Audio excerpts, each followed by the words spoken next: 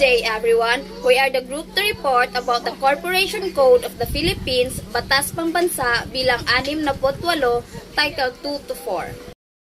I am Queen Myra P. Padisio. I am Naxidale S. Dieto. I am Elma Gonzaga Urgent. This is Jenny Kilab Pilisen. This is Marian J. Magdale. I am Jaquilo Tumarong. Hi, I am Mark Jason Balangyaw.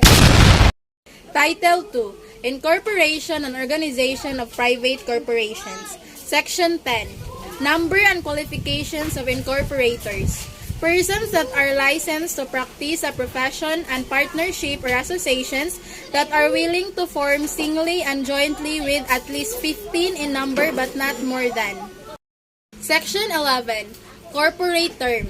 A corporate term provided specific period by extended or shortened by amending articles of incorporation with the legal provisions of application such as the revival of its certificates of incorporation. Section 12. Minimum capital stock required of stock corporations. Stock corporations shall not be required to have a minimum capital stock except as otherwise specifically provided by special law. Section 13. Amount of capital stock to be subscribed and paid for the purposes of incorporation. Articles of incorporation mandates at least the 25% of the authorized capital stock stated in the articles of incorporation should or must be paid upon subscription. Here said, the balance shall be paid on a dates fixed in the contract of subscription. Section 14. Contents of the Articles of Incorporation. Are personal information regarding the contents of incorporation, particularly files, official languages, duly signed authentication, allowed by the Commission with substantial matters.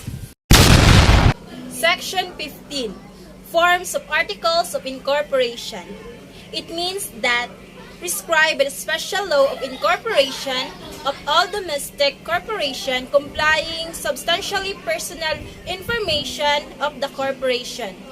Section 16, Amendment of Articles of Incorporation.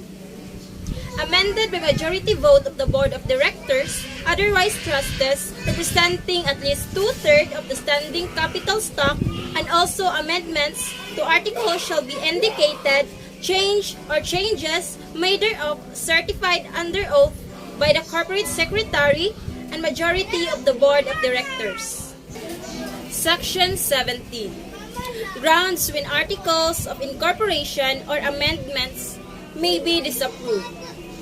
Amendment may be disapproved with or without the compliance with the requirements hereby that the Commission shall provide the incorporation's directors, trustees, valid reason of the disapproval to modify objections. Section 18. Corporate name. It means that when we say a corporate name that is not distinguishable from others or registered for the use of other corporation or a name that is already protected by law. Section 19. Registration, incorporation, and commencement of corporate existence. A group of people with a desire to submit the intended corporate name to the Commission for validation. If the Commission determines that the name is distinct from the one that has already been reserved or registered for the use of another corporation, is not protected by law, and is not illegal, the name shall be reserved in favor of the incorporations according to the rules and regulations. Section 20, De facto corporations. A corporation aiming a good image under the code exercising corporate powers that is not inquired through collaterally in any private suit that involves the corporation. Section 21. Corporation by estoppel. Are the persons assumed to act as a corporation, knowing it to be without authority, should be liable as the general partners for all the debts of the corporation. Section 22. Effects of non-use of corporate charter and continuous in operation of a corporation. A corporation that is not formally organized and commences its business within 5 years from the date of its incorporation revocation of its certificate shall be imposed. Title 3. Board of Directors / Trustees / Officers. Section 23. The Board of Directors or Trustees are practices of incorporation in the election of directors registered in the Corporation of Books shall have the term of 1 year to be elected. The Board of Directors or Trustees are exercising the corporate powers conducted to all business properties of the corporation. Section 24. Election of Directors or Trustees. The election of directors is an act of nomination of any directors or trustees who possess all the qualifications and non-disqualifications set forth in this code, and if the directors or trustees are not present, the declaration of proxy is highly accepted. However, who participates through remote communication shall be deemed as present. Section 25. Corporate Officers are personnel formally organized and elect as a president, a treasurer, a secretary, and other officers provided by law, listed upon the public interest or personnel manage the corporation. Section 26. Report of election of directors, trustees, and officers. Within 30 days after the election of all the corporate officers shall submit to the Commission all the personnel information of all the elected. Section 27. Disqualification of directors, trustees, or officers. An officer shall be disqualified if he or she was convicted by final judgment or any offense punishable by imprisonment for the period exceeding 6 years. Section 28. Removal of directors or trustees. Removal of directors or trustees of a corporation may remove from office by the vote selection representing at least 2/3 of their stockholders that are members entitled to vote and must happen a special meeting of stockholders or members. Section 29. Vacancies in the office of director or trustees. Due to the absence of the director or trustee, the board shall take the call to elect a new director with at least majority of the remaining directors in a regular or special meeting called for that purpose. Section 30. Compensation of directors or trustees.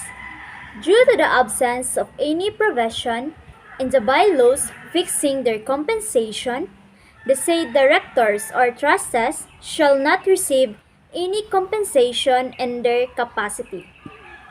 In no case, the compensation of the director in a year is exceeding in 10% of its net income before income tax during the preceding year. Section 31.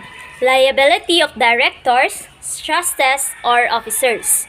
The personnel who commits total negligence, abandonment of work, or assent to patently unlawful acts of corporations shall be punishable by the Code of Corporation. Section 32. Dealings of directors, trustees, or officers with a corporation. The dealings, transactions, and decisions made between one or more personnel, particularly its directors, trustees, officers, or the spouses and relatives is subject for voidable. However, exemptions platted by the corporation. Section 33. Contracts between corporations with interlocking directors. Corporation contracts with interlocking director excepts in cases of fraud with the attachment of contract with fair and reasonable under the circumstances and also shall not be invalidated on that ground alone. Section 34. Disloyalty of a director. An act of one-sided phase of intent without the guidelines of a corporation acquires a business opportunity which should belong to the corporation that results in obtaining profits to the prejudice of corporation. Therefore, the director must account for the refund to the latter of all profit.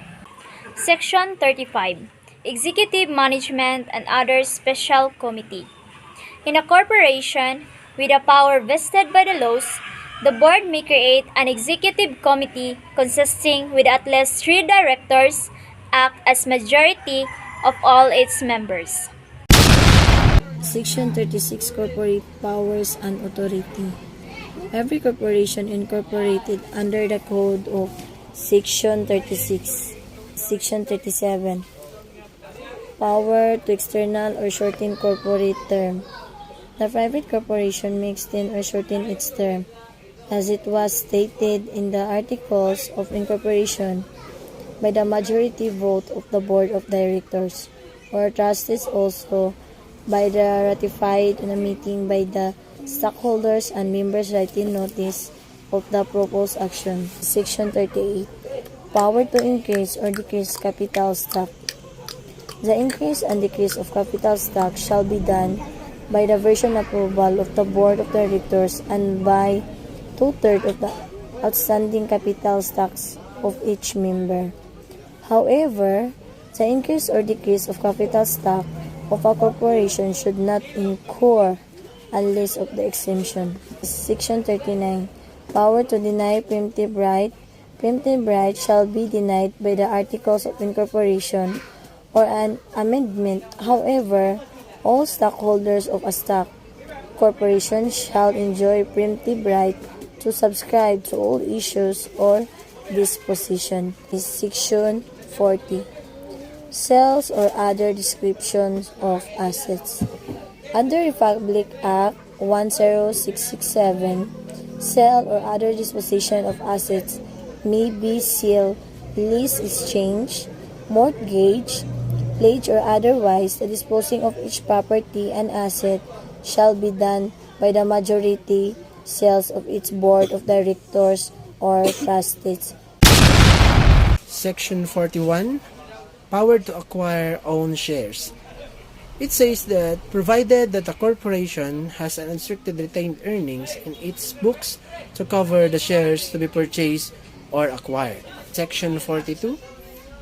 Power to invest corporate funds in another corporation or business or for any other purposes. It is subject to provisions of this code. A private corporation may invest its funds in any other corporation, business, or any purpose other than primary purpose for which it was organized.